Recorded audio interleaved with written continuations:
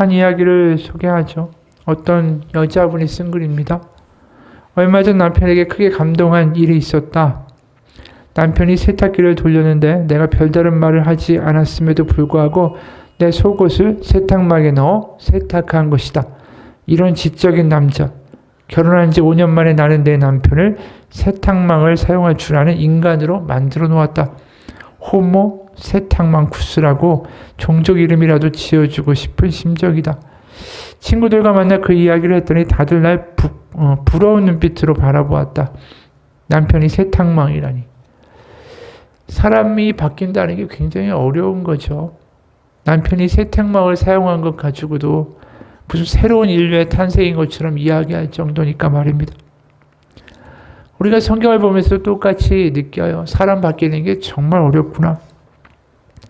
그럼에도 불구하고 이 하나님은 그런 사람들을 인내와 오래 참으심과 끈기로 바꿔나가신다라는 것을 우리가 보게 되죠.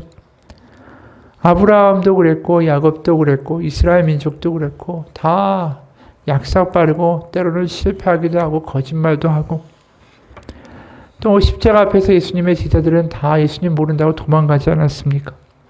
변화될 것 같지 않던 그 사람들이 결국 하나님 안에서 변화되는 거죠. 다 변화됐어요. 하나님의 오래 참으심과 기다리심 속에서. 그럼 오늘 욥은 어떨까?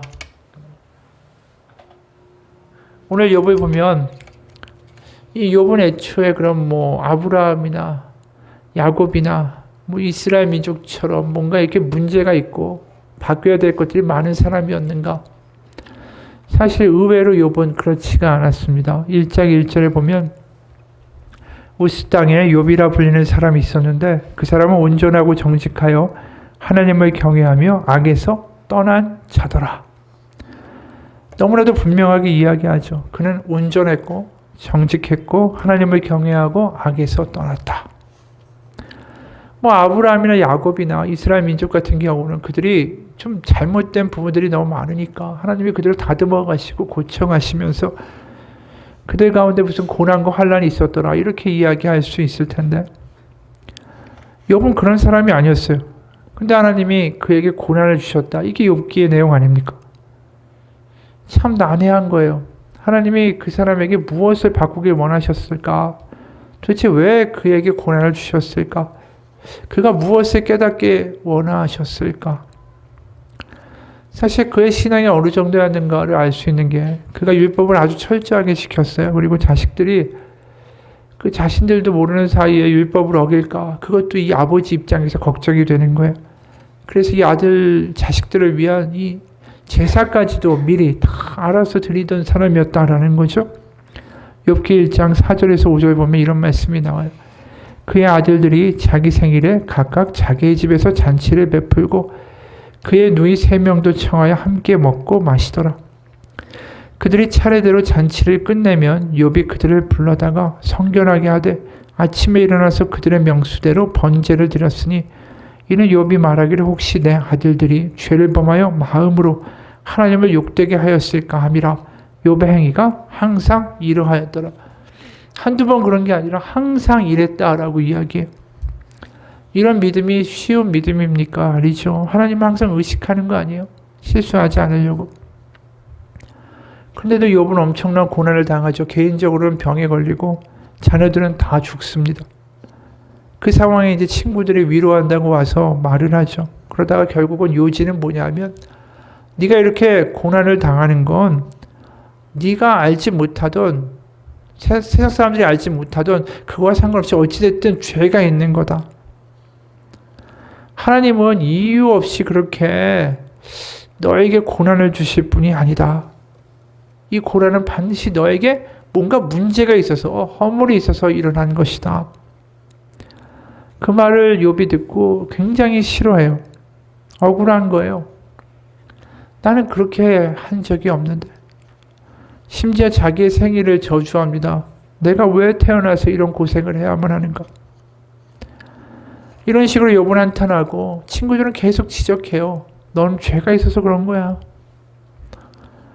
그런 친구들의 지적과 욥의 한탄이 계속해서 이어지는 게 욥의 상당 부분을 이루는 그 내용입니다. 욥기에. 사실 읽다 보면 친구들의 말이 사실 옳은 것 같기도 해요. 우리가 아는 유명한 구절 욥기 8장 1절에서 7절 보면 이런 말씀이 나옵니다. 욥기 8장 1절에서 7절이에요. 수아 사람 빌닷이 대답하여 이르되 네가 어느 때까지 이런 말을 하겠으며 어느 때까지 내 입의 말이 거센 바람과 같겠는가? 나는 허물이 없다. 그걸 지적하는 거죠. 하나님이 어찌 정의를 굽게 하시겠으며 전능하신 이가 어찌 공의를 굽게 하시겠느냐? 네 자녀들이 주께 죄를 지었으므로 주께서 그들을 그 죄에 버려두셨나니 네가 만약 하나님을 찾으며 전능하신 이에게 간구하고 또 청결하고 정직하면 반드시 너를 돌보시고 네 의로운 처소를 평안하게 하실 것이라. 네 시작은 미약하였으나 내 나중은 심히 창대하리라. 이 특히 7절은 너무 유명하죠. 그 가게 같은 데 가면 개업할 때 갖다 붙여주는 말씀 중에 하나잖아요. 그런데 이 말씀이 욥이 한 말이 아니라 바로 욥의 친구가 한 말이고 나중에 이 친구들이 또 하나님한테 잘못됐다라고 이야기를 듣게 되는 사람들이죠. 그러니까 이 친구는 계속해서 그걸 이야기하는 거예요. 너 모르지만 네 아들들이 죄를 져서 이런 문제가 생겼을 거야. 네가 이제 회개하고 하나님 앞에 돌아오면 완전히 역전될 거야. 지금 네 모양이 이렇지만 나중에 회개하고 돌아가면 하나님이 정말 창대하게 회복시켜 주실 거야. 이런 식의 이야기를 하고 있다는 거예요. 어찌됐든 간에 문제의 요지는 다 똑같아요. 욥, 네가 아니면 네 자식이 문제가 있어서 이런 일이 터진 거다. 근데 욥은 계속해서 무죄를 주장하죠. 그러면서 외쳐요. 하나님 저한테 왜 이러십니까? 하나님을 믿는 이가 이런 고난을 당한다면 하나님은 도대체 어떤 하나님이십니까? 이해가 안 가는 거예요. 우리도 마찬가지예요. 하나님 우리를 사랑하신다고 하고 그 아들까지 내어주셨다고 하는데 우리가 하나님을 믿고 성실하게 따라가는 삶 가운데도 알 수 없는 어려움과 고난이 닥쳐올 때가 있습니다. 너무 잘 믿고 성실하게 살아가는 장로님이나 권사님이 갑자기 암에 걸리는 경우도 있고 교통사고를 당하는 일도 일어나요. 만약에 그게 우리가 알지 못하는 숨겨진 죄 때문에 하나님이 벌하신 것이다. 그렇게 말하고자 하는 사람들도 있겠지만 그렇지 않은 경우도 있지 않을까요? 욥은 그렇게 해서 하나님한테 계속 따져요. 하나님 왜 이러십니까? 하나님 이러시는 게 옳습니까? 그러다가 갑자기 오늘 42장에 보면 그의 마음이 완전히 바뀌어요. 그러면서 회개합니다. 근데 그 회개가 자신이 무슨 숨겨둔 죄, 깨닫지 못한 죄 때문에 이런 일을 당했습니다. 제가 이제라도 깨달으니 제가 회개합니다. 이게 아니에요. 7절, 8절 여호와께서 욥에게 이 말씀을 하신 후에 여호와께서 대만 사람 엘리바스에게 이르시되 내가 너와 내 두 친구에게 노하나니 분노하신다는 거죠. 이는 너희가 나를 가리켜 말한 것이 내 종 욥의 말같이 옳지 못함이라. 친구들의 말이 다 틀렸다라고 말씀해 주세요. 그리고 그런즉 너희는 숫소 7과 순양 7을 가지고 내 종 욥에게 가서 너희를 위하여 번제를 드리라. 내 종 욥이 너희를 위하여 기도할 것인즉 내가 그를 기쁘게 받으리니 너희가 우매한 만큼 너희에게 갚지 아니하리라. 이는 너희가 나를 가리켜 말한 것이 내 종 욥의 말같이 옳지 못함이라. 친구들이 한 말이 다 틀렸다라는 거예요. 욥이 회개할 게 있고 죄가 있고 허물이 있고 실수가 있어서 고난당한 게 아니라는 거 하나님 확증시켜 주시죠. 그럼 도대체 욥은 뭐를 회개한 거냐라는 거예요. 죄도 허물도 아니면 도대체 뭐를 회개했는가? 분명히 욥에게 회개해야 될 것이 있다면 그게 뭐였을까 우리가 한번 좀 찾아봐야 되겠죠. 하나님이 계속해서 하나님 이러시면 됩니까? 하나님 어떻게 이럴 수 있습니까? 이렇게 따지는 욥에게 하나님이 욥기 38장부터 41장까지 보면은 하나님의 대답이 나와요. 근데 그 중에 몇 개만 살펴보면 이 요지가 이런 거예요. 38장 5절 누가 이 땅을 설계하였는지 너는 아느냐? 누가 그 위에 측량줄을 띄웠는지 너는 아느냐? 또 38장 19, 20절 빛이 어디서 오는지 아느냐? 어둠의 근원이 어디에 있는지 아느냐? 빛과 어둠이 있는 그곳이 얼마나 먼 곳에 있는지 그곳을 보여줄 수가 있느냐? 빛과 어둠이 있는 그곳에 이르는 길을 아느냐? 33절이에요. 하늘을 다스리는 질서가 무엇인지 아느냐? 또 그런 법칙을 땅에 적용할 수 있느냐? 39장 1절에서 3절입니다. 너는 산에 사는 염소가 언제 새끼를 치는지 아느냐? 들사슴이 새끼를 낳는 것을 지켜본 적이 있느냐? 들사슴이 몇 달 만에 만삭이 되는지 아느냐? 언제 새끼를 낳는지 아느냐? 언제 구부려서 새끼를 낳는지를 아느냐? 낳은 새끼를 언제 광야에다가 풀어놓는지를 아느냐? 이런 식으로 이 하나님이 계속해서 욥에게 질문을 던지세요. 뭐냐 하면 네가 과연 다 아느냐? 세상의 이치와 더 나아가 내가 세상을 바라보고 내가 하려는 일을 네가 과연 다 안다라고 말할 수가 있느냐? 그 질문을 계속 던지시는 거예요. 그러니까 욥이 무슨 말 하겠어요? 자기가 어떻게 알아요 그런 거를. 내일 일도 모르는데. 그래서 오늘 본문 1절에서 3절에서 욥의 반응이 회개가 이거예요. 욥이 여호와께 대답하이르되 주께서는 못하실 일이 없사오며 무슨 계획이든지 못 이루실 것이 없는 줄 아오니 무지한 말로 이치를 가리는 자가 누구니까?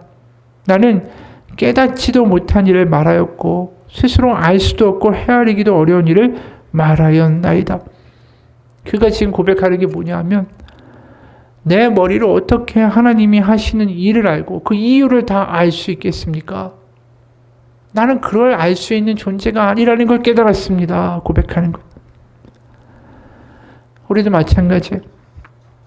우리가 신앙생활 잘 해도 고난을 당할 수도 있고 예기치 않은 일들을 당하기도 하고 우리의 어려움이 바로 끝나지 않을 때도 있습니다. 그럴 때 누군가 이런 이야기를 욥기에 나온 것처럼 하는 사람들이 있죠. 이거 당신이 회개해야 돼. 회개하지 않아서 하나님한테 맞는 거야. 근데 그렇지 않다라는 거예요. 지금 욥은 뭘 얘기해 주는 거냐면 하나님이 하시는 모든 일에 대한 이유를 우리가 알 수 없다라는 거죠. 우리가 회개해야 되는 것은 우리의 죄와 허물도 당연히 있습니다. 하지만 우리가 정말 회개해야 될 건 나는 내일 일도 알지 못하는 유한한 존재라는 것을 하나님 앞에 고백하는 것. 그 겸손함이 필요하다라는 거죠. 욥이 이런 고난을 당하면서 이유를 몰라요. 하지만 이유를 알 필요 없어요. 왜요? 하나님은 선한 의도로 뭔가를 하고 계시다라는 믿음이 필요한 것이기 때문이죠. 이영기 선교사님의 떠남이라는 책이 있어요. 거기에 이런 내용이 나옵니다. 마치 욥에게 일어나는 일이 지금 이 세상에도 일어나고 있는 것 같아요. 러시아 예수 구원교회는 시베리아 전역에 걸쳐서 가장 성령의 역사가 강하게 일어나는 교회로 소문나 있었다. 그래서 시베리아 다른 도시의 교회들이 주목하는 뜨겁고 건강한 교회로 알려져 있었다. 성령께서 이 교회에서 배워나가야 할 것이 있다라고 내 마음에 말씀하시는 것을 느꼈다. 다음날 나는 그 교회 담임 목사님과 점심 식사를 하며 대화하는 시간을 가졌다. 목사님, 교회가 활발하게 성장하고 있는데 그 배후에 뭔가가 있는 것 같습니다. 혹시 나누어 주실 수가 있는지요? 그때 그 목사님이 주저하면서 겸손하게 대답했습니다. 어쩌면 당신이 느끼셨다라는 것, 이것과 관련된 것이 아닌가 싶습니다. 나는 원래 벨로루시 출신입니다. 15살에 예수님을 구주로 영접하고 그분을 위해 내 일생을 바치기로 결심했습니다. 그 후에 선교사가 되기로 마음먹고 시베리아 지역으로 들어왔죠. 하지만 여러 해가 지난 어느 날 나는 지쳐버린 나를 발견했습니다. 이곳은 너무 추웠고 황량했습니다. 문화라고 말할 것도 전혀 없었죠. 내가 살던 벨로루시가 정말 그리웠습니다. 그리고 이곳의 사역도 버거웠습니다. 그러던 어느 날 고등학생이었던 제 아들이 집에 돌아오지 않았습니다. 며칠 동안 아들을 찾아 헤매었죠. 여러 날이 지나 결국 아들은 시체로 발견됐습니다. 아들의 사인을 알기 위해 수소문하던 중에 경찰 간부가 우리 교회를 찾아왔습니다. 그리고는 당장 조사하는 일을 중단하라고 협박했습니다. 만약 계속 난리법석을 떨면 교회가 문을 닫게 될 거라고 경고하더군요. 저는 정말 이 도시가 싫었습니다. 아들이 죽고 그 이유조차 알 수 없는 이 도시에서 이제 떠날 이유가 분명해졌다라고 생각했습니다. 가족들과 함께 마지막으로 기도하는 시간을 가졌죠. 하나님의 확증을 받기 위해 한 번만 더 기도해보고 떠날 준비를 하려고 했던 겁니다. 그런데 기도하던 중에 하나님께서 분명하게 말씀하셨습니다. 이제 내가 너에게 사명을 하나 주겠다. 너는 교회가 복음을 가지고 이 도시의 한 사람 한 사람을 찾아가게 해라. 그래서 복음이 네 아들을 죽인 그 살인자에게까지 미치도록 해라. 나는 그 음성을 듣고 얼마나 울었는지 모릅니다. 어쩌면 이것이 지금 제 사역에 일어나고 있는 그 배후의 비밀이 아닐까 싶습니다. 정말 신실한 선교사님 가정 가운데도 이런 알지 못하는 이유의 고난과 역경이 발생해요. 하지만 그 당시에 이해할 수 없지만 기도하다 보니까 하나님의 또 다른 섭리가 있음을 알게 되는 거 아니겠어요? 이 믿는 사람들에게 닥치는 환난과 고난은 하나님이 우리에게 고통을 주기를 즐기신다라는 뜻이 아닙니다. 오히려 우리가 알지 못하지만 그 가운데 분명 하나님의 이유가 있고 섭리가 있다라는 것입니다. 구약의 선지자 하박국은 자신의 조국 남유다가 우리가 익히 아는 것처럼 야만적이고 잔인한 바벨론 민족에 의해서 완전히 패망하게 될 거다라는 하나님의 예언을 듣게 되죠. 그가 이렇게 말해요. 하박국 1장 13절 세 번역입니다. 주님께서는 눈이 맑으심으로 악을 보시고 참지 못하시며 패역을 보고 그냥 계시지 못하는 분입니다. 그런데 어째 배신자들을 보고만 계십니까? 악한 민족이 착한 백성을 삼키어도 조용히만 계십니까? 이거 욥의 이야기하고 똑같잖아요. 왜 착한 사람이 하나님 이런 고난을 특히 악한 사람에게 당해야 됩니까? 근데 그 하박국이 하박국 3장에 가면 하나님께 완전히 다른 고백을 하고 있다는 걸 보게 되죠. 3장 17, 18절 비록 무화과 나무가 무성하지 못하며 포도나무에 열매가 없으며 감람나무에 소출이 없으며 밭에 먹을 것이 없으며 우리의 양이 없으며 외양간에 소가 없을지라도 나는 여호와로 말미암아 즐거워하며 나의 구원의 하나님으로 말미암아 기뻐하리로다. 나라가 패망하고 먹을 게 하나도 없고 그것을 거둘 밭을 갈 짐승이 없을지라도 완전한 폐허가 될지라도 나 하나님을 기뻐하겠습니다. 어떻게 이렇게 완전히 달라질 수 있을까요? 그 이유는 분명한 거죠. 설사 이런 환난을 주신 하나님의 그 이유, 섭리는 헤아릴 수가 없지만 그럼에도 불구하고 하나님의 이스라엘을 향한 또 피조물인 우리를 향한 그분의 열심과 계획은 결코 중단되지 않는다라는 거 하박국이 믿었기 때문이에요.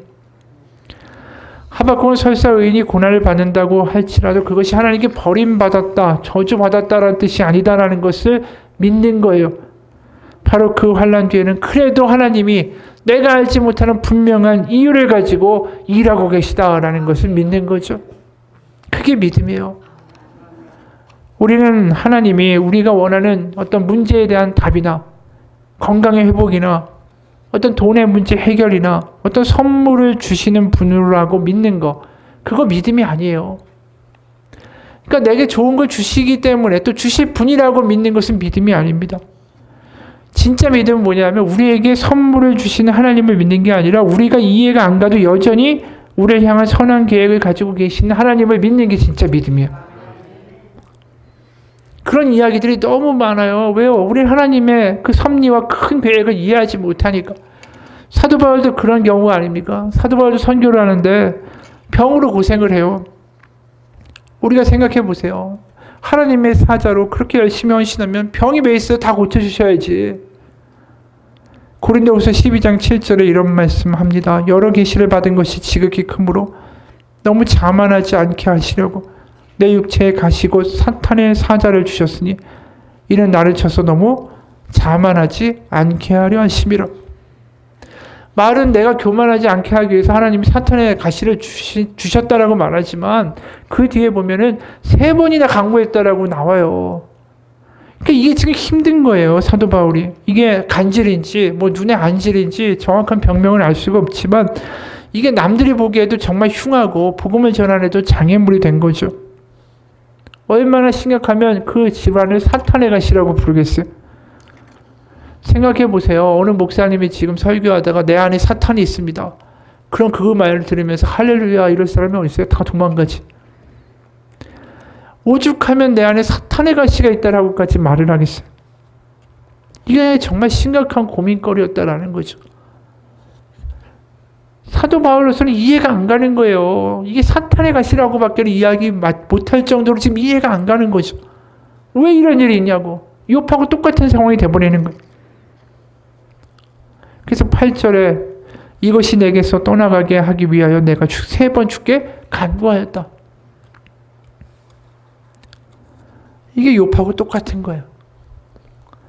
사도 바울이 무슨 허물이 있고 죄가 많아서 이런 일을 당하는 걸까요? 아니잖아요. 사도 바울이 사탄의 가시 말고도 얼마나 많은 환난을 겪었습니까? 매도 맞고 돌도 맞고 강도도 당하고 파선도 당하고 게다가 가지고 있는 자신의 학벌과 명예와 성공 다 버리고 쫓았는데 사탄의 가시라고 부를 만큼 끔찍한 게 지금 자기 안에 도사리고 있는 거예요. 3번이나 그래서 강구하죠.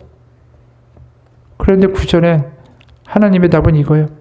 나에게 이르시기를 내 은혜가 너에게 족하도다. 이는 내 능력이 약한 데서 온전하여 잼이라 하신지라. 사실 우리가 믿음으로 아멘 할 수 있지만 이게 사실은 어려운 거 아니겠어요? 너무 가혹한 거 아니에요? 내 은혜가 네게 족하다. 아니 지금 사탄의 가시를 가지고 너무 힘든데 내 은혜가 너에게 족하다. 제가 이 신대원을 다닐 때 학교 채플 예배 시간에 중국의 한 지하의 그 가정교회가 공인된 교회가 아니에요. 지하교회에서 지도자로 활동하셨던 80대 목사님이 오셔서 설교를 하셨어요. 바싹 마른 체구에 기운이 너무 없어 보여요. 80이 넘으니까. 실제로 지하교회에서 활동하다가 몇 번이나 감옥에 투옥되고 고문을 받으셨어요. 그분이 자신이 투옥돼서 고문당할 때 이야기를 이렇게 말합니다.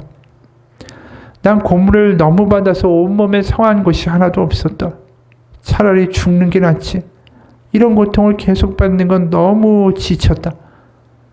온몸에서 고통이 사무친다. 그래서 이분이 어떻게 했냐면 차라리 죽어야 되겠다. 너무 고통스러우니까. 그때 눈에 딱 들어온 게 뭐냐면 천장에서 드리워 내려진 전깃줄이 보이는 거예요. 그래서 의자에 올라가서 그걸 목에다 걸고 죽을 준비를 했습니다. 그래서 의자를 발로 탁 차는 순간에 그 전깃줄이 이 목사님의 몸무게를 이기지 못하고 끊어져 버렸어요. 땅바닥에 완전히 곤두박질 쳐진 그 목사님이 엉엉 울면서 기도해요. 이게 욥의 기도 아니겠어요? 그때 하나님의 음성이 들렸대요. 내 은혜가 너에게 족하다. 이 끔찍한 말 같죠. 그런데 이 노년의 목사님은 그 말을 이렇게 이야기해요. 내 은혜가 너에게 족하다. 그건 나에게 무엇보다 큰 위로였습니다. 힘이었습니다. 네가 지금 상황이 이런다 할지라도 너는 내가 원하는 곳에 와 있고 너는 정말 너무 잘하고 있다라고 들렸다라는 거예요. 그게 상황이 너무 힘들지만 지금 내가 망한 것 같고 뭐든지 안 된 것 같고 이 복음의 전파도 다 실패한 것 같고 고문당하고 있지만 하나님의 섭리 가운데 모든 게 다 진행되고 있다라고 들렸다라는 거예요. 여러분, 욥이나 바울이나 이 목사님의 고난은 절대로 하나님이 안 계시거나 하나님이 무관심하시다라는 뜻이 아닙니다. 우리는 이해하지 못하지만 하나님은 그 가운데도 여전히 일하고 계시고 그분의 섭리로 다스리고 계시다. 그걸 믿는 게 믿음이라는 거죠. 욥이 말합니다. 5절 6절 내가 주께 대하여 귀로 듣기만 하였사오나 이제는 눈으로 주를 배움나이다. 그러므로 내가 스스로 거두어드리고 티끌과 재 가운데서 회개하나이다. 그가 하는 회개는 뭘까요? 분명하죠.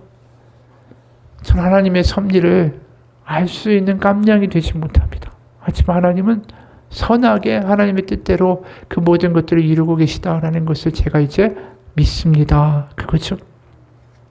그 믿음이 나타나게 된 계기가 뭐냐면 5절에 주께 대하여 귀로 듣기만 하였으나 이제는 눈으로 주를 배웁니다. 라는 거예요. 자신의 고난 가운데 하나님을 직접 보고 나서 그러면서 깨닫게 되는 거죠. 야, 내가 보는 게 다가 아니구나. 이 고난 가운데도 하나님이 계시고 이 고난도 하나님 섭리 가운데 다 이루어지고 있는 거구나. 이스라엘 백성이 광야에 있지만 버림받은 것 같고 힘들지만 그것도 다 하나님의 섭리의 과정이었다라는 거죠. 그리고 그들이 그 과정을 거쳐서 결국 가나안에 가게 되잖아요. 우리는 알지 못해요. 하지만 하나님은 분명히 그 환난과 어려운 가운데도 하나님의 뜻을 이루어가고 계시다라는 것이죠. 그러면서 다시 살아낼 용기를 가지는 거, 그게 믿음이에요. 우리가 어려운 거 환난 가운데 다시 한번 기억해야 될 건 고난 가운데 다시 한번 생각해 봐야 돼요. 내가 선물을 주는 하나님을 믿고 있던 것인가? 아니면 정말로 하나님을 믿고 있었던 것인가? 하나님이 주는 선물을 믿었다면 어려운 가운데 그냥 난파되는 거예요, 믿음은. 하지만 우리가 정말로 하나님을 믿었다면 그 어려움 넘어서 지금도 일하고 계신 하나님을 보게 되는 거죠. 그게 믿음이라는 거예요. 우리도 마찬가지예요. 내가 원하는 것을 안 해주는 하나님을 믿으실 수 있습니까? 어떤 분의 글이에요. 지인으로부터 받은 CD를 차 안에서 아무 생각 없이 틀었다. 첫 노래가 날마다 숨쉬는 순간마다 라는 가스펠이었다. 우리가 다 아는 노래죠. 날마다 숨쉬는 순간마다. 솔직히 그 CD에서 그 노래를 들을 때 좀 실망했다. 소프라노 가수인데 호흡도 가쁘고 어딘가 좀 불안해 들렸기 때문이다. 누가 이런 수준의 노래 실력으로 CD를 만들 생각을 했을까? 신호등 앞에 차가 멈춘 순간에 소프라노 박경미 씨에 대해서 궁금함이 생겨서 음반 자켓을 열어보았다. 박경미 씨는 서울대 음대와 미국 줄리아드 음대를 졸업하신 분이었다. 그리고 대학 강사로 수고하면서 교회 성가대에서 봉사하던 분이었다. 그동안 자신의 실력이 원숙하다고 생각될 때 그때에서 비로소 성가집을 내야겠다 벼르다가 환갑이 다가옴을 느끼고 음반 작업을 시작하게 되었다. 음반 사역을 하던 중 우연히 자신이 담낭암 4기라는 판정을 받게 되었다. 항암 치료를 받으면서 자신의 육신이 마지막으로 꺼져가는 촛불과 같음을 알게 됐다. 그러니까 이 음반은 투병 중에 호흡도 가쁜 상황 속에서 마지막으로 하나님을 찬양한 곡이었다. 건강 상태가 워낙 좋지 않아서 계획한 녹음을 다 마치지 못하고 불과 6곡만 녹음하고 소천하셨다. 그 이야기를 읽고서 다시 첫 번째 곡을 들었다. 날마다 숨쉬는 순간마다 내 앞에 어려운 일 보내. 주님 앞에 이 몸을 맡길 때 슬픔 없네, 두려움 없네. 주님의 자비하신 손길 항상 좋은 것 주시도다. 사랑스레 아픔과 기쁨을, 수고와 평화와 안식을. 날마다 주님 내 곁에 계셔 자비로 날 감싸 주시네. 주님 앞에 이 몸을 맡길 때 힘 주시네, 위로함 주네. 어린 나를 품에 안으시사 항상 평안함 주시도다. 내가 살아 숨쉬는 동안 살피신다 약속하셨네. 이 찬양의 가사를 듣는데 왜 그리 눈물이 나든지, 제대로 알지도 못하면서 함부로 판단하고 평가하던 내 자신이 얼마나 부끄럽던지, 마지막 생명을 다하여 가쁜 숨을 몰아쉬면서 부르는 이 찬양이 내 가슴에 너무나도 큰 감동으로 다가왔다. 박경미 씨는 앨범에 이렇게 기록하고 있었다. 암 4기 판정을 받고 순간순간 죽음을 구체적으로 생각하며 울기도 하고 걷잡을 수 없는 혼돈도 왔으나 생명을 주신 이는 하나님, 내 생명을 가져가시는 이도 하나님. 주님의 뜻임을 확신하니 어찌 되어도 기쁨입니다. 녹음증 항암 부작용으로 많이 힘드나 제 음성 주시고 성가를 만들어 부르라 하시는 이도 주님. 처음부터 끝까지 제가 아닌 주님이 제 안에서 역사하심을 느끼며 감히 간증합니다. 바라기는 들으시는 분들도 제가 녹음할 때의 마음을 그대로 느끼게 되시기를 소원합니다. 소프라노 박경미. 여러분, 이분의 이야기를 들으면서 어떤 생각이 드세요? 우리가 선물 주는 하나님이 아니라 우리가 알지 못하는 어려움에 있다 할지라도 그 가운데서 하나님을 믿고 신뢰할 수 있는 것이 정말로 믿음 아닐까요? 우리는 알지 못하지만 분명히 하나님은 하나님의 선한 뜻이 있으시리라고 믿습니다. 그 믿음이 우리를 지켜줄 거고요. 그 고난과 환난 가운데 우리가 버틸 수 있는 힘을 줄 것입니다. 어려울 때 어떤 믿음을 써야 합니까? 바로 이 믿음을 써야 돼요. 하나님, 왜 이렇게 내가 원하는 대로 해결되지 않고 왜 이렇게 기다리게 하시고 왜 이렇게 어렵게 하시는지 저는 알지 못하지만 하나님은 그런데도 불구하고 여전히 일하고 계심을 저는 믿습니다. 어느 선교사님의 이야기예요. 어느 청년 선교팀이 북인도의 어느 한 마을에 가게 됐답니다. 하나님이 주신 마음이 있어서 혹시 여러분 중에 몸이 아픈 사람 앞으로 나오세요. 그랬어요. 그랬더니 저 뒤에서 진짜 중풍병자를 내 친구가 끌고 오는 것처럼 어떤 젊은 청년을 들것에 태우고 사람들이 나오는 겁니다. 근데 거의 청년의 얼굴에 핏기가 없어요. 이 사람을 위해서 기도해 주십시오. 그래서 나중에 알고 보니까 그 사람이 대장암 말기도라는 거예요. 근데 그 다음날 난리가 났습니다. 동네. 이 사람이 나은 거예요. 그래서 그 어머니가 초대하고 완전히 그 동네가 뒤집어져서 잔치가 벌어지고 난리가 났습니다. 근데 유독 같이 갔던 선교팀 중에 한 청년의 얼굴이 너무 어두운 거예요. 알고 봤더니 그 청년의 아버지가 대장암 말기로 돌아가신 겁니다. 바로 그 집회 때 나와서 기도받고 나왔던 그 청년과 똑같은 대장암 말기였던 겁니다. 근데 그 청년은 기도하니까 낫지 않았습니까? 그러니까 이 청년이 그걸 보면서 마음에 이런 생각이 든 거예요. 그 선교팀의 청년이.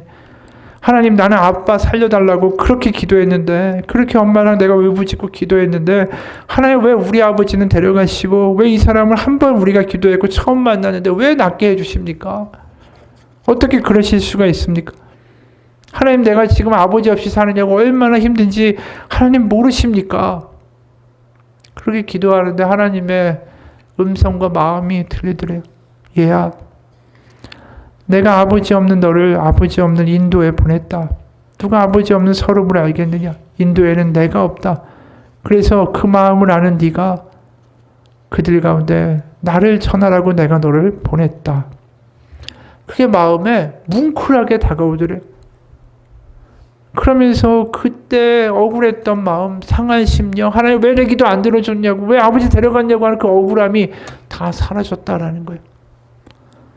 여러분, 우리가 알지는 못하지만 분명히 하나님의 이유가 있어요. 우리의 작은 머리로 하나님을 어떻게 이해하겠어요? 이해하려고 하지 말고 믿어야 돼요. 우리가 자꾸만 이해하려고 하니까 이해가 안 가죠. 그러니까 믿음이 자꾸만 시들어지고 하나님한테 실망하고. 욥은 알죠, 이제. 이해는 안 가지만 하나님은 분명히 이유가 있으십니다. 그 고백을 하면서 회복된 거예요. 우리의 믿음이 실족하게 되고 떨어지는 이유는 뭐냐면 이해가 안 가니까. 하나님 어떻게 이럴 수 있냐고 하는 그 발자국으로 우리의 믿음이 가는 순간에 우리는 믿음이 바닥으로 바로 추락합니다. 왜? 내가 원하는 대로 안 되니까. 내가 그렇게 기도했으면 내 남편도 내 아내도 확 달라져서 예수님 믿고 우리 주변에 어려운 사람들 기도하면 확 낫고 그래야 되는데 안 되니까. 성경에는 믿음으로 가지고 기도하면은 예수님의 이름으로 기도한다면 낫는다고 그랬는데 안 되니까 이해가 안 가는 거예요. 그 길로 가면 우리의 믿음은 그냥 아래로 떨어지게 돼 있어요. 여러분, 우리가 회개해야 되는 건 다른 게 아니에요. 하나님이 내가 이해가 안 가도 하나님은 그래도 나의 기도를 들으시고 지금도 일하고 계시다. 하나님의 섭리와 하나님의 때가 있다. 그 길로 가야 되는 거예요. 이해하려고 하는 게 아니라 믿음을 선택할 때 그 믿음 가운데 하나님을 만나게 되는 역사가 있다고요. 욥이 하나님을 만나고 맞습니다. 이 고난 가운데 하나님이 살아계셨군요. 하나님 보고 계셨군요. 하나님이 나와 함께 하시는군요. 그걸 붙잡게 되는 순간에 이해가 안 가도 충만한 거예요. 왜요? 하나님이 다 알고 계시니까. 우리가 이해하려고 하지 말고 정말 믿음으로 다시 한번 갔으면 좋겠어요. 그래서 선물을 안 주는, 내가 원하는 것을 안 주는 하나님이라고 할지라도, 이해 안 간다고 하더라도 하나님을 믿는 믿음으로 우리가 나아가기를, 변화되기를 축원합니다. 어느 선교사님이 이런 간증을 해요. 선교지에서의 통증이 끝이지 않았다. 그래서 한국에 나갔을 때 병원에 진료를 받아보니까 디스크가 파열되었다라는 진단을 받았다. 그로 인해 많은 일정이 취소되거나 연기되었고 변경할 수 없는 집회의 경우 앉아서 말씀을 전하기도 했다. 그런데 어느 집회를 인도하기 전에 하나님 앞에 간절하게 기도하는데 갑자기 나의 마음 가운데 감사하는 마음이 물밀듯이 밀려왔다. 그러면서 내가 무엇이길래 하나님이 이토록 나를 특별하게 다루어 주실까? 갑자기 그 고통 가운데 감사가 되기 시작했다. 아버지가 아들을 아프게 놔두시는 것은 단단히 마음 먹지 않고서는 어려운 일이시다. 근데 그 일을 허락하시고 나와 교통하고 메시지를 주기 원하시는 주님의 마음이 느껴지자 눈물이 터져 나왔다. 나는 고백했다. 주님, 제가 지금 왜 아픈지, 그리고 제가 어떻게 하기를 주님이 원하시는지 저는 묻지 않겠습니다. 그건 나중에 알게 되겠죠. 지금은 그저 주님께 감사의 고백을 드리는 게 제 유일한 소망입니다. 이분이 어려움과 병마와 이해 안 가는 상황 가운데 한 게 뭡니까? 이해의 길로 가지 않고 주님의 길로 간 거예요. 주님 바라보는 거. 그러면서 주님 바라보고 주님을 바라보니까 그 가운데 감격이 들어오기 시작하고 지금의 상황이 이해가 안 가지만 하나님 나중에 알게 해주시겠죠. 저는 그저 주님을 찬양하고 감사하는 게 제가 할 일입니다. 이렇게 나오게 되는 것. 여러분, 하나님이 우리를 버리시거나 무관심하셔서 우리 가운데 고난이 오는 것이 아닙니다. 이제 다시 하나님을 바라보시고 하나님의 이유가 있고 하나님의 섭리가 있으시겠지. 그 생각 가운데 하나님께 믿음으로 나아가는 우리의 삶이 되기를 소원합니다. 그게 부활이에요. 우리는 부활이 우리의 육신이 죽었다가 다시 살아나는 먼 이야기, 우리의 죽음 이후에 일어나는 이야기라고 듣지만, 그리고 생각하지만 이유를 알 수 없는 어려운 가운데 하나님을 바라보고 다시 우리의 영혼이 소생되는 게 부활이에요. 우리의 영이 다시 되살아나는 게 부활이죠. 그게 누가 이루시는 거예요? 성령의 역할이에요. 성령이 무슨 영입니까? 부활의 영이에요.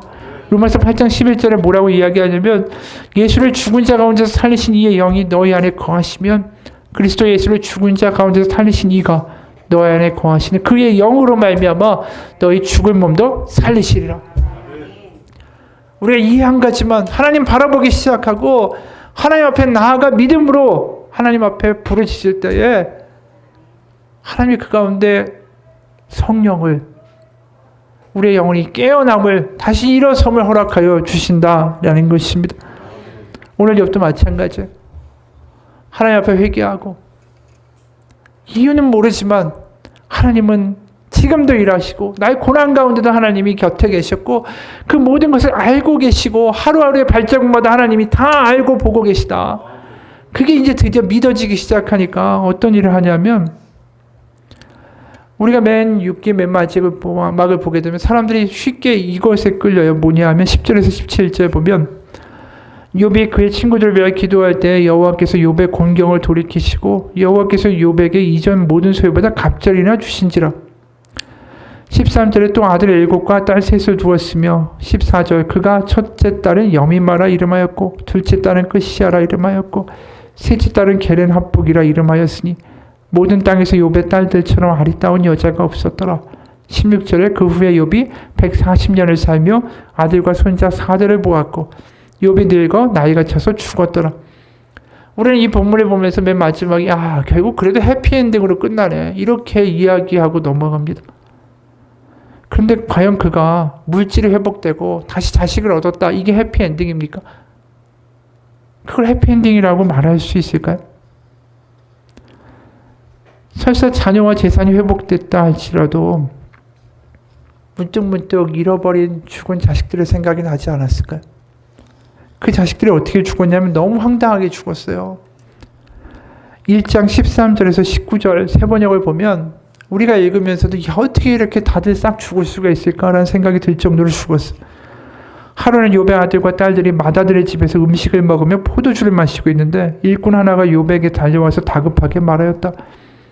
우리가 소를 몰아 밭을 갈고 나귀들은 그 근처에서 풀을 뜯고 있는데 스밧 사람들이 갑자기 들이닥쳐 가축들을 다 뺏어가고 종들을 칼로 쳐서 죽였습니다. 저 혼자만 겨우 살아나서 주인 어른께 이렇게 소식을 전해드립니다. 이 일꾼이 아직 말을 다 마치지도 않았는데 또 다른 사람이 달려와서 말하였다. 하늘에서 하나님의 불이 떨어져서 양떼와 목동들을 살라버렸습니다. 저 혼자만 겨우 살아남아서 주인 어른께 이렇게 소식을 전해드립니다. 이 사람도 아직 말을 다 마치지 않았는데 또 다른 사람이 달려오는 것. 갈대아 사람 세 무리가 갑자기 낙타떼에게 달려들어서 모두 끌어가고 종들을 칼로 쳐서 죽였습니다. 저 혼자만 겨우 살아남아서 주인 어른께 이렇게 소식을 전해드립니다. 18절 이 사람도 아직 말을 다 마치지 않았는데 또 다른 사람이 달려와서 말하였다. 주인 어른의 아드님과 따님들이 큰아드님 댁에서 한창 음식을 먹으며 포도주를 마시는데 갑자기 광야에서 강풍이 불어와서 그 집 내 모퉁이를 내리쳤고 집이 무너졌습니다. 그때 젊은 사람들이 그 속에 깔려서 모두 죽었습니다. 저 혼자만 겨우 살아남아서 주인 어른께 이렇게 소식을 전해드립니다. 욥이 회복됐다고 하지만 이 일이 머릿속에서 지워질까요? 하루아침에 아이들을 다 잃어버렸어요. 그러면 또 다른 자식을 낳을 만한 용기가 생길까요? 아이를 그렇게 잃어버리고 나서 아이를 또 낳는다. 그 아이는 어떻게 될지 어떻게 알아요? 아이를 낳는다는 것 그 자체가 되게 용기 있는 거 아니겠어요? 실제로 세계 2차 대전 때 유태인들이 나치에 의해서 가스실에서 엄청나게 죽었죠. 거기서 살아남은 사람들이 내는 가장 큰 용기 중에 하나가 뭐냐면 자식을 다시 가지는 일이었대요. 왜 욥이 자식을 다시 가질 수 있었을까요? 하나님이 절대로 고난이 있다 할지라도 악한 분이 아니고 하나님은 분명한 섭리를 가지고 계시고 나는 그 섭리를 믿으며 하루하루 살아가는 게 나의 일이다라는 걸 알기 때문에 이해를 하고 이해가 안 가고 어떤 상황이든 그거가 중요한 게 아니에요. 하나님이 지금도 나와 함께 하시고 나는 그 하나님을 인정하며 매일매일 삶에서 걸어가는 믿음이 내가 할 수 있는 최선의 믿음이라는 걸 바로 욥이 알기 때문이에요. 네가 어떻게 되는 거 아느냐? 내일 일을 아느냐? 세상의 이치를 아느냐? 우주를 아느냐? 모릅니다, 하나님. 하지만 하나님은 선하시고 하나님은 지금도 일하고 계심을 저는 믿을 뿐입니다. 그 고백이 있으니까 자식을 낳아요. 그리고 그 자식들에게 아름다운 이름을 지어줍니다. 그러면서 그렇게 하루하루를 살아가는 거예요, 하나님 안에서. 여러분, 그래서 70인역이라는 히브리어 성경을 헬라어로 번역한 성경을 보면 17절이 우리가 알고 있는 히브리 성경하고 조금 다릅니다. 어떻게 결말이 나냐면 욥이 늙어 나이가 차서 죽었더라. 그 다음에 그리고 기록된 바 욥이 주님이 부활하게 하신 이들과 함께 다시 섰더라. 이렇게 끝나요. 욥은 알지 못하지만 결국 나중에 부활한 그 아이들과 만나겠죠. 우리가 그런 알지 못하는 섭리 가운데 살아갈 때 필요한 건 믿음이에요. 믿음. 그 믿음을 가지고 살아가는 거. 그리고 그 믿음 가운데 우리 가운데 다가오시는 하나님의 살아계심을 경험케 하시는 성령의 역사. 그게 지금 우리가 어려운 삶 가운데 가장 필요한 것이 아닌가라고 생각이 듭니다. 우리가 지금 기도할 때 하나님 언제까지 이렇게 하십니까? 왜 이 문제가 해결되지 않습니까? 하나님 이것 때문에 너무 힘들어요. 하나님 이해가 안 가요. 자꾸만 이쪽으로 들어가는 기도가 아니라 하나님을 만나기 원합니다. 이 고난의 문제 저는 이해 못하고 왜 안 되는지 저도 잘 모르겠고 왜 하나님 믿는데 이렇게 어려운 일이 터지는지 저는 정말 알지 못하지만 저는 이 가운데 하나님을 만나기 원합니다. 하나님으로 만족하기 원하고 하나님이 고난과 어려운 가운데도 지금 나와 같이 계시다라는 걸 제가 경험하기를 소원합니다. 하나님, 이 목마른 저에게 응답하여 주시고 침잠하고 낙담한 우리의 영혼이 부활의 영, 성령으로 말미암아 다시 소생하는 역사가 우리 가운데 있게 하여 주옵소서. 그 기도가 오늘 금요 기도의 기도가 되기를 주님의 이름으로 축원합니다. 같이 기도하겠습니다. 하나님, 매일 문제만 들고 와서 하나님 앞에 기도하지만 우리는 너무나도 잘 압니다. 이 문제가 지나가면 또 다른 문제가 올 거라는 걸. 매번 문제만 들고 와서 기도하는 사람이 아니라 또 그 문제가 이해가 안 간다, 왜 이러냐고 따지는 아이와 같은 믿음이 아니라 그 문제 넘어 지금도 일하고 계시고 그 모든 것들을 알고 계신 하나님을 우리가 만나고 경험하고 소유하며 살아가는 우리 삶이 되기를 원합니다. 하나님, 제 힘으로 때로는 너무나도 버겁습니다. 많이 힘이 듭니다. 언제까지 이렇게 돼야 될지, 이렇게 살아야 할지 저도 잘 모르겠습니다. 하지만 하나님, 그 모든 문제와 이해가 안 간다는 것까지 다 뒤로하고 이 시간 하나님을 구합니다. 하나님을 만나고 하나님을 경험하고 성령으로 우리 가운데 하나님이 모여 주셔서 하나님이 그래도 나와 이 시간 함께 하시고 하나님이 나의 모든 상황을 알고 계시다라는 확신을 얻는 믿음의 시간이 되게 하여 주옵소서. 예수 그리스도의 이름 받들어 기도합니다. 아멘.